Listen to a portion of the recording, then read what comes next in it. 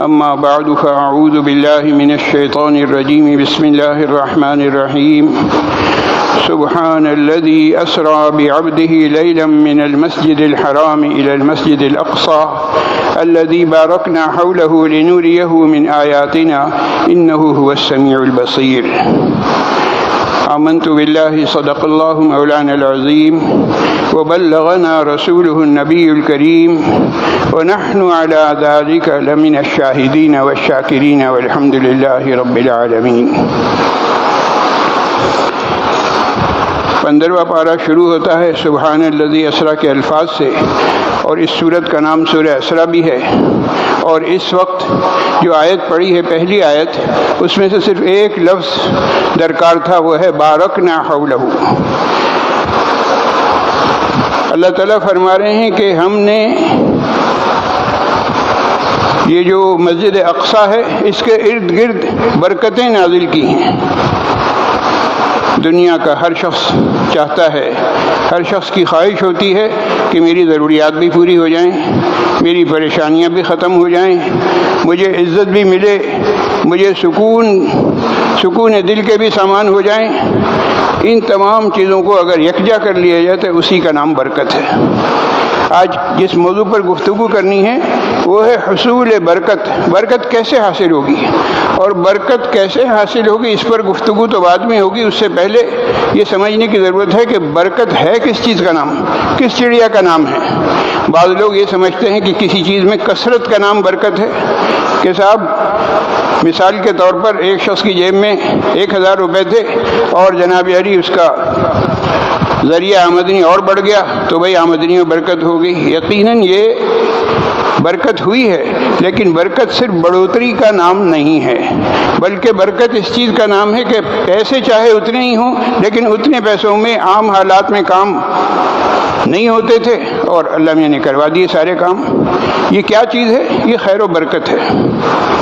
تو میں نے عرض کیا کہ اس آیت میں مسجد اقصیٰ کا تذکرہ ہے، اور اللہ تعالیٰ فرما رہے ہیں الذی بارکنا حولہ، وہ مسجد جس کے ارد گرد ہم نے برکتیں نازل کی ہیں۔ ملک شام کا علاقہ، پورا کا پورا علاقہ، یہ بڑا ہی بابرکت علاقہ ہے۔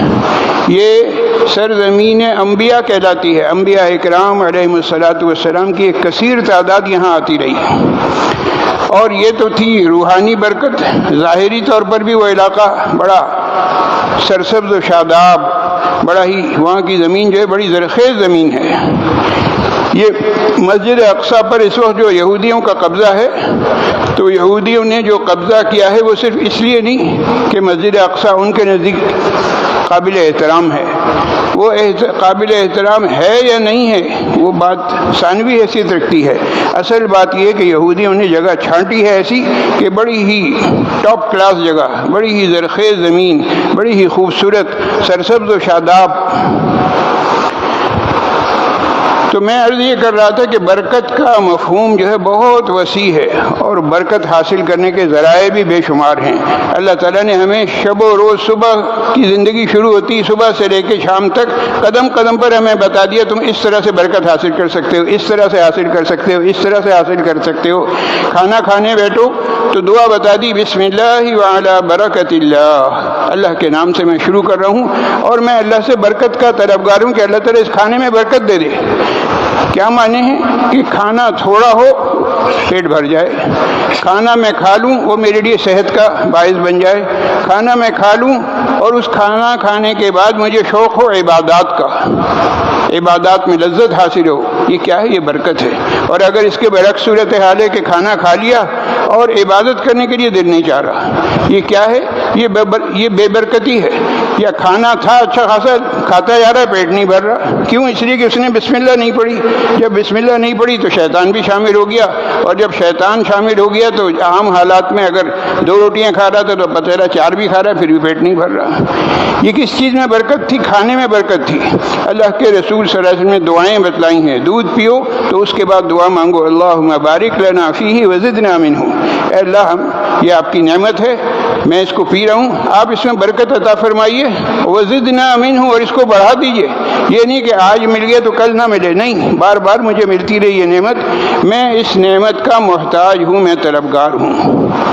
اللہ تعالیٰ نے مال عطا فرمایا تو مال آنے کے بعد، جیب میں پیسے رکھنے کے بعد اللہ سے دعا کرنی ہے، رب قنعنا بما رزقتنا وبارک لنا فیما اعطیتنا، یا اللہ جو آپ نے مال دیا ہے یہ مجھے میں قناعت کرنا چاہتا ہوں اسی مال پر، زیادہ کی ہوس نہیں ہے، آپ مجھے قناعت کے وس سے مالا مال فرما دیجئے، وبارک لنا فیما اعطیتنا، اور جو مال آپ نے دیا ہے اسی میں برکت ڈال دیجئے، یہی میری تمام ضروریات کے لیے کافی ہو جائے، ایسا نہ ہو کہ میں صبح سے شام تک مارا پھرتا رہوں پاگلوں کی طرح چاروں طرف سے کمائی کے چکر میں، اور کما بھی رہا ہوں اور پھر بھی پورا نہیں ہو رہا، حواس باختہ ہوں، اخراجات پورے نہیں ہو گئے۔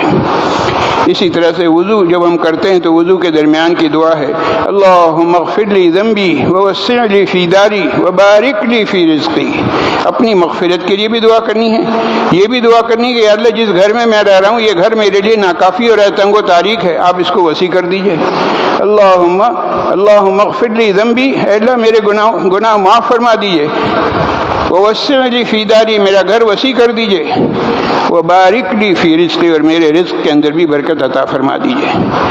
تو اللہ کے رسول صلی اللہ علیہ وسلم نے قدم قدم پر برکتیں حاصل کرنے کے طریقے ہمیں بتائے ہیں، اب اگر ان طریقوں پر ہم عمل نہ کریں تو مجھے بتائیے کہ قصور کس کا ہے۔ حضرات صحابہ کرام رضوان اللہ تعالی علیہم اجمعین برکت حاصل کرنے کے لیے تلاش میں رہتے تھے کہ کیسے مجھے برکت مل جائے، برکت کی تلاش میں ہمہ وقت سرگرداں رہتے تھے۔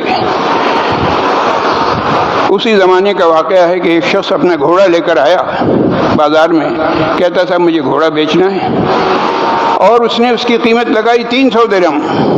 ایک صحابی نے گھوڑے کا معائنہ کیا، کہنے نہیں بھائی 300 تم کم بتا رہے ہو، 400 ہونی چاہیے، پھر کہنے نہیں 400 نہیں 500 600، کرتے کرتے 800 تک لے گئے کہ بھائی تم 800 میں بیچنے راضی ہو؟ وہ کہنا صاحب اس سے اچھی کیا بات ہو سکتی ہے۔ اور پھر اس کے بعد اس سے پوچھا تمہیں کچھ پتہ ہے؟ گھوڑے کو پہلے انہوں نے ٹرائی لے لی، چیک کر لیا خوب اچھی طرح، پتہ چلا ایسا نہیں کہ بڈھا ہے اور ہڈیوں کا ڈھانچہ ہے، نہیں، تازہ دم گھوڑا ہے، بالکل فرسٹ کلاس ہے، ہر لحاظ سے کارآمد ہے۔ جب انہوں نے دیکھ لیا تو کہنے ہے کہ تمہیں کچھ پتہ ہے کہ ایسے گھوڑے کی بازار میں قیمت کتنی ہے؟ کہنے ہاں صاحب مجھے پتہ ہے۔ کتنی ہے؟ صاحب 800 درہم ہے۔ جب تمہیں پتہ ہے تو تم 300 میں کیوں بیچ رہے ہو؟ صاحب میری مجبوری ہے، گھر میں ایسے کچھ مسائل ہو گئے کہ مجھے فوری پیسے کی ضرورت ہے، تو میں اس لیے 800 کی چیز کو 300 میں دینے پر مجبور ہوں۔ تو صحابی رضی اللہ تعالیٰ عنہ نے فرمایا کہ نہیں 300 نہیں، اس کی قیمت میں نے جیسے کہ عرض کیا کہ بڑھاتے بڑھاتے 800 تک لے گئے اور جیب سے 800 درہم نکال کر دے دیے۔ اس شخص نے کہا کہ صاحب میں نے اتنی کم قیمت بتائی تھی، 300 بتائی تھی، 300 میں لے کے آپ چلے جاتے، آپ کا تو فائدہ ہی فائدہ تھا، 500 روپے آپ نے اضافی دیے ہیں، اس کی کیا وجہ ہے؟ صحابی نے جو جواب دیا ہے وہ سننے کا قابل ہے۔ صحابی نے بتلایا کہ میرے نبی صلی اللہ علیہ وسلم نے ہمیں سودا خریدنے کا طریقہ بتلایا ہے، کسی کی مجبوری خریدنا نہیں سکھایا ہے۔ ایک شخص اگر مجبور ہے تو اس کی مجبوری سے تم فائدہ نہ اٹھاؤ۔ یہ تو اللہ کے رسول صلی اللہ علیہ وسلم کی سکھائی ہوئی باتیں ہیں جن پر حضرات صحابہ کرام رضوان اللہ تعالیٰ علیہم اجمعین نے عمل کر کے دکھایا۔ اب ذرا ہم اپنا جائزہ لیں، ہمارا کیا حال ہے؟ ہمارا حال یہ ہے کہ 5 کروڑ کی پراپرٹی ایک شخص 3 کروڑ میں بیچ رہا ہے تو ہم ہاتھوں ہاتھ لیں گے، یہ سوچے بغیر کہ بھائی اتنا سستا کیوں بیچ رہا ہے۔ ہم تو شب و روز طاق میں لگے رہتے ہیں کہ بھائی کوئی مہنگی چیز ہمیں سستی مل جائے، مہنگی سے مہنگی چیز سستے داموں ہمیں مل جائے اور ہم سمیٹ لیں، اور سمجھتے ہیں ہم نے بڑا کارنامہ انجام دیا۔ یہ نہیں معلوم کہ یہ جو تم 5 کروڑ کی پراپرٹی تھی تم جو 3 کروڑ میں لے آئے، ایک وقت آئے گا کہ تم خود کوڑیوں کے مول بیچنے پر مجبور ہو جاؤ گے۔ ایک وقت آئے گا کہ تم پر ایسی نحوست آئے گی، یہ جو چیز تم نے لی ہے مارکیٹ ویلیو سے بہت ہی گرا کر، اس کی نحوست یہ ہوگی کہ تم کنگال ہو جاؤ گے۔ اور ایک وقت آئے گا کہ ابھی تم نے تو اگر 5 کروڑ کی پراپرٹی 3 کروڑ میں لے لی تو شاید تم 1 کروڑ یا 50,000 میں دینے پر مجبور ہو جاؤ۔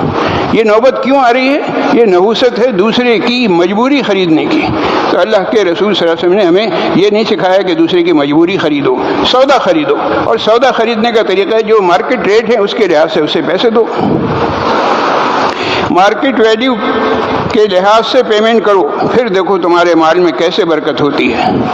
اور برکت حاصل کرنے کے میں نے پہلے بھی عرض کیا کہ بے شمار ذرائع ہیں، اس میں سے ایک ذریعے کا اس وقت تذکرہ ہوا ہے کہ جب ہم سودا خریدنے جائیں تو دیکھیں کہ سامنے والا کہیں ایسا تو نہیں کہ بیچارہ مجبور ہو کے یہ چیز بیچ رہا ہو، اس کی مجبوری نہیں خریدنی ہے، ہمیں سودا خریدنا ہے، اور اگر اس کی کوئی مجبوری ہے تو مسلمان بھائی ہے ہم اس کی مدد کریں، اس کی مجبوری میں اس کو کہنا چاہیے جتنا ہم زیادہ سے زیادہ اس کا ساتھ دے سکتے ہیں، اور اس کی جو ایک مشکل وقت اس کے اوپر آ گیا ہے اس میں ہم ہاتھ بٹا سکتے ہیں، ہمیں ہاتھ بٹانا چاہیے۔ اگر ہم نے اس طریقے پر عمل کیا تو پھر دیکھیے چاروں طرف برکتیں ہی برکتیں نازل ہوں گی۔ اللہ تعالی ہمیں عقل سلیم عطا فرمائے، دینی تعلیمات کو سیکھنے اور اس پر صحیح طریقے سے عمل پیرا رہنے کی اللہ تعالی مجھے بھی توفیق نصیب فرمائے اور آپ تمام حضرات کو بھی۔ وآخر دعوانا ان الحمد للہ رب العالمین۔